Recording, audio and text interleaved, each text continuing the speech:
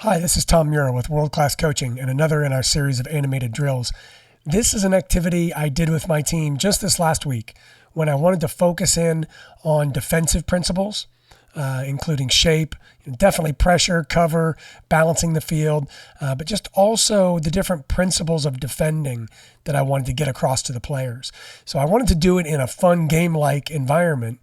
And so I used this activity, which I'm sure I'm not the first coach ever to use this, but it's something that I put together that I thought worked really well. And so I thought I'd share it with you today. It's set up as roughly a 25 by 30, although it could be bigger, smaller, depending on the age group and ability level of your players. The focus here is making sure that we have three goals to attack, three targets to attack. You could set it up as different targets. You could set it up as just passing into the players if you wanted to do that. But here I chose goals. So the way we have it is two teams, evenly divided, three players from each team coming on the field. I play the ball in wherever I choose to play it in, either to this team or this team. Usually what I did was I played it, once to this team to attack. If they were able to attack and lost the ball, or if they lost it out of bounds, I would play it to the other team. If the other team did get an opportunity to recover it, I still went ahead and played it into that team again because I wanted to have the other team have the opportunity to come out and press the ball and bring out the different principles and ideas that we were focused on. So play the ball in to this player. What I want to see now is I want to see the middle player come out and pressure. I want to see the other players tuck in to cover. So I let this go for the first few times, just let them get in the flow of the game, making it into a competition so they're keeping score, going back and forth. But as I play the ball in, I'm looking for this. Or if I play the ball in to a wide player, I'm looking for this player to come in pressure, and we'll just flip them around and face the other way. I'm looking for this player to come in and pressure. I'm looking for these players to come in and cover and keep this shape. Now, actually, I probably could have kept the player facing the other direction because one of the key principles I wanted to get across to the players is I want to force the attacking players inside into pressure. I don't want to give them the line to go to the outside because we don't have cover out there. So I want the pressuring player to take the line away. I want the covering players to then cover the center of the field. Now, obviously, what's going to happen here is that this player is going to try to find a pass. And now I want to see these players, and I'll flip this one around. I want to see these players come in and press, all right, in the right area of the field. So the central player would come out and press. The other players would cover, taking away that middle area. I moved this player back a little bit because then if the ball gets switched to this side, I want to see this player bend their run, come out here, take that away. I want to see this player cover the center. I want to see this player balance out the three by making sure they definitely cover, but also tuck in enough to where they can cover this middle, but not tuck in so much that they leave us open to a very quick switch and a player getting in behind us. So that's where the balance comes into it. Making sure that we have pressure, we have cover, but we're also balancing out the field. All right, so the key for me in this is making it game-like and making it flow. So I tried not to do a lot of freezes, particularly in the beginning. Let the ball go back and forth. Let one team get it. Ball gets turned over. So now I want to see this player coming out. I want to see these players. We'll just flip them around. I want to see these players. Then really I'm not focusing on the attacking side at all. What I'm looking at is these defensive players, making sure they're coming in and covering, yet still balancing out the field. Now, what I really liked about this, especially in the beginning, just kind of letting the game flow, is that the attacking teams started to come up with variations. So the attacking team started to dribble the ball in here, and I started seeing overlapping players, which is great because it gave me an opportunity to talk about how we're going to deal with overlapping players. And what I wanted to see is I wanted to see us keep our shape.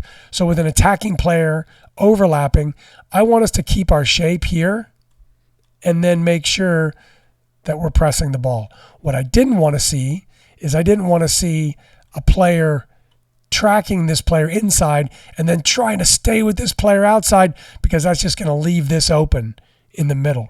So really focusing in on defending that overlap by making sure that we keep our shape, we drop, We slide to pressure the ball.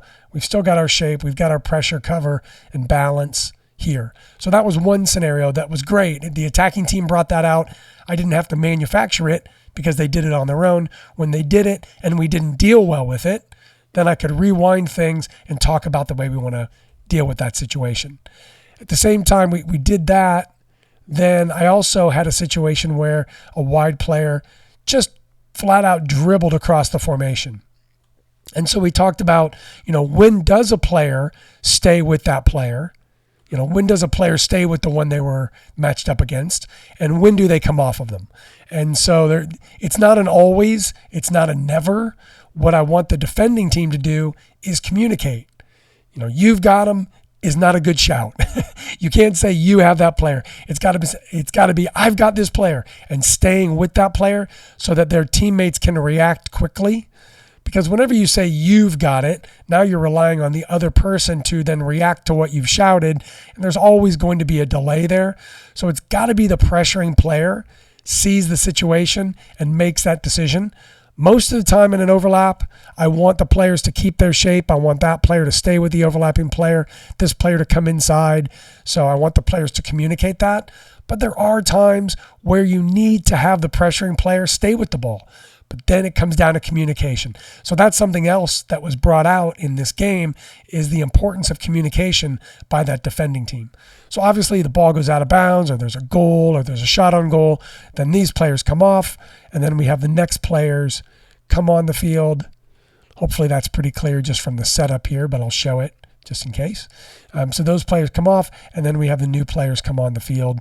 And then I would play the ball in to whichever team didn't start it the last time, or if there were a number of back and forths in the middle of the game and the score was close, or maybe the score wasn't close, then I would play it into the other team, just as, let's say I played it into the yellow, but the ball went back and forth a few times and it went out for, the attacking team here. The black team got a chance to score and it went out there. I might play another one back into yellow, just because it went back and forth for a while. So I want to make sure that teams are getting an equal opportunity. So it doesn't necessarily mean I always pass it to the other team that I didn't pass it to last time. Hope that's clear. As the coach, you're just going to have to judge that for yourself. At the beginning of the game, I told the players, I'm going to play the ball where I play it. Also making sure that I play the ball into different areas each time, or not necessarily each time, but I balance out the areas that I play it into. So sometimes it goes far side, so that player has to deal with it. Sometimes it comes near side, so this player has to react to that and come in, and we keep our shape. Just trying to give the players lots of different looks like they would get in the game to make sure that they're getting an opportunity to do that. So it's a great game. Players really enjoyed it. It allowed me to coach all the defensive principles I wanted to within this 3 versus 3, getting the pressure, cover, balance, dealing with give and goes, taking those away, dealing with overlaps, dealing with diagonal runs by players. So all of that. So give this a try with your team. I think they'll really enjoy it. And as a coach, it'll give you a lot of opportunities to coach those moments of the game.